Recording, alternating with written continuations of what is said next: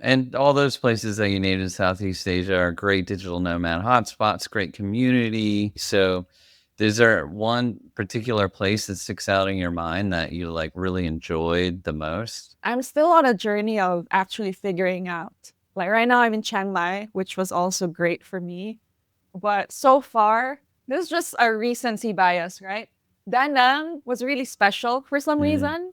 I think because of the community. So I used to think, and I could still be wrong, right? I'm a creator, right? I'm in content creation. I would expect Bali to be the place for me for some reason because there's so many creators there, maybe influencers.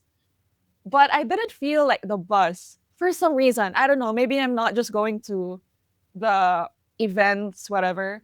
But when I went to Danang, I just found this content creator group and I felt so infected by the energy. Like I was around entrepreneurs and creators and we were talking about like how to be better at our craft. We would meet every I think it was Friday or Saturday.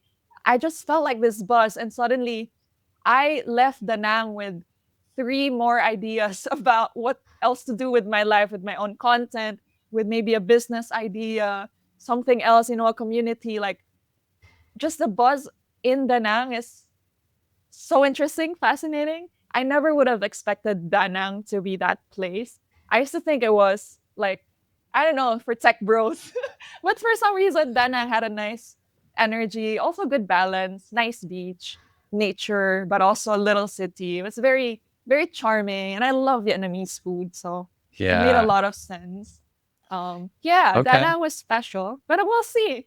We'll see. I'm still searching. Yeah, yeah. No, I've been to Da Nang, but it was back in 2019 before it really was a digital nomad Mm, hotspot. So I want to go back and check it out now because yeah. it keeps coming up on everyone's radar.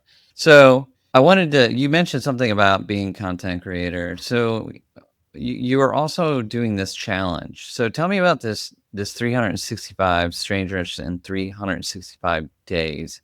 What is that all about? Are you tired of trading your time for a paycheck and a job that drains your soul?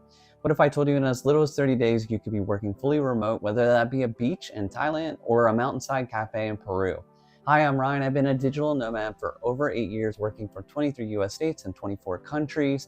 Through my one on one coaching, I've helped countless people create a life of freedom through remote work. I've spent the past 9 months creating the ultimate step by step masterclass to help you go from being stuck in your 9 to 5 to fully remote. This isn't just a dream, this has worked for so many others and it can work for you too.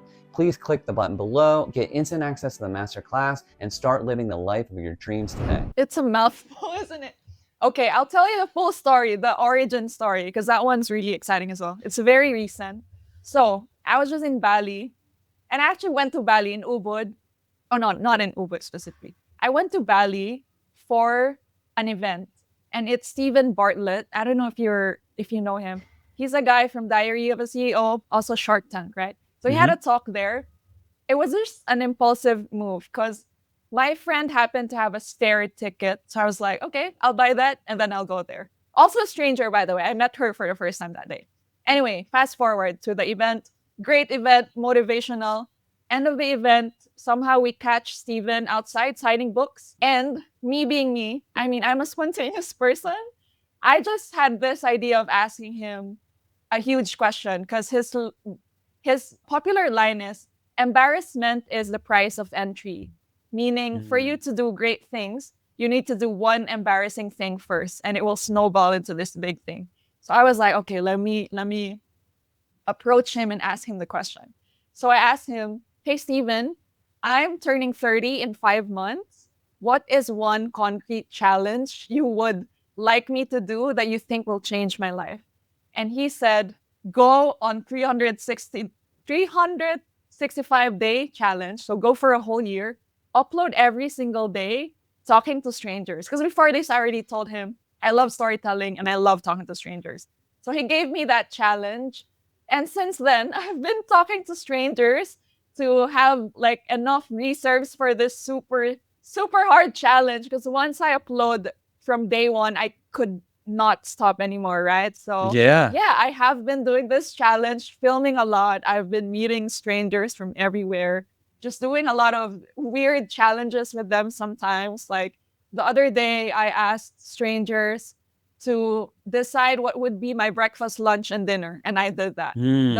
Another day, I would give away flowers to guys, just and then ask them, "Have you ever gotten a flower from a girl?" And it was interesting the amount of responses and aha moments and gratefulness as well. Like they would text you after saying they've been touched.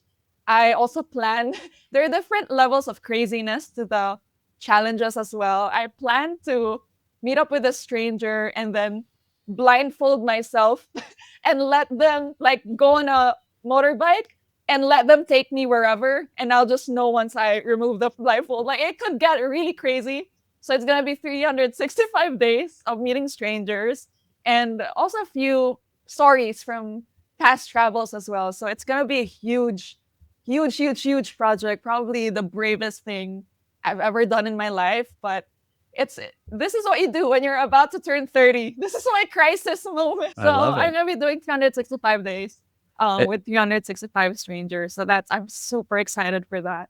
it sounds pretty interesting. And so what day are you on? So the day doesn't start until I upload the first episode, right? So right now I'm still filming. My plan Okay. is to film a lot so that I have maybe advance 30 days because life will happen, right? Maybe I get Ah, sick. okay. So I want to protect myself and have like a cushion, almost like Okay. advanced episodes.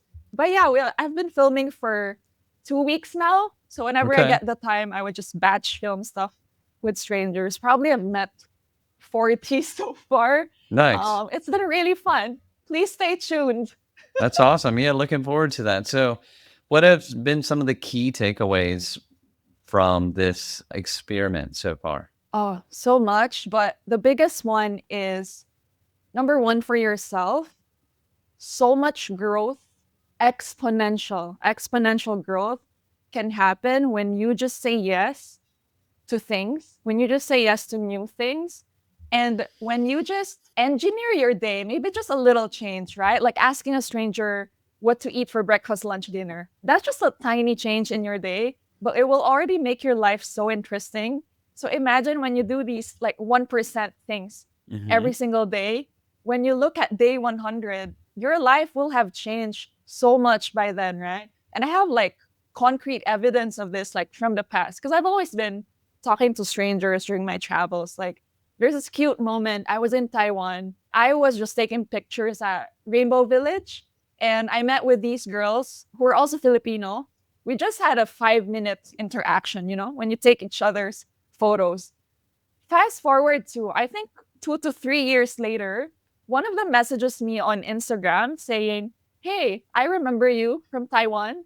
Can we interview you for a thesis?" And suddenly I was part of these thesis for solo female travelers. Like, that's just one example, right? Like, the things you do, the little things can like snowball into something big later on. So I just really believe in the value and the magic behind using your free will. Like, use your free will. Why don't we use our free will more? Just do crazy things responsibly, of course, but little things you can do to really change your life. Number two, people are actually happy to be approached. I think we hold ourselves back from approaching other people because we think, oh, they might think I'm cringe or I'm a creep. But actually, 95% of the time, I would approach someone and they would be so happy that I even did it. And it would embolden them to do the same as well. So it's actually infectious. It's infectious to be like, hey, can I talk to you? La la. Because sadly, it's so rare right now because of technology. And now, even with AI and all this stuff, human connection is going to be so, so, so rare. And Mhm. that's also a mission I have for this project. It's not even just for content, right? I just want to live my life as most humanly possible as I can, right? Because I work in social media. Might as well use this very non-human thing to do very human things, at least to balance it, which also kind of is a parallel to the whole digital nomad journey for me, right? Like the whole idea about balance, we get to inject very human things to our experience of work. Like work really numbs you, but the digital nomad life through that medium, through that approach, you get to inject human elements in your workday where, okay, I actually can touch grass after an hour and like go to the beach. I can, like I can meet a friend. It's such a, I believe in this so much. And it's so simple, but it's so sad how special it is these days. So, yeah, honestly, just go out there, talk to someone, talk to a stranger, talk to locals. It's a really different feeling. It's a different feeling. You can start with travel friends, making friends, and then do more things after that, right? Like it really just gets better.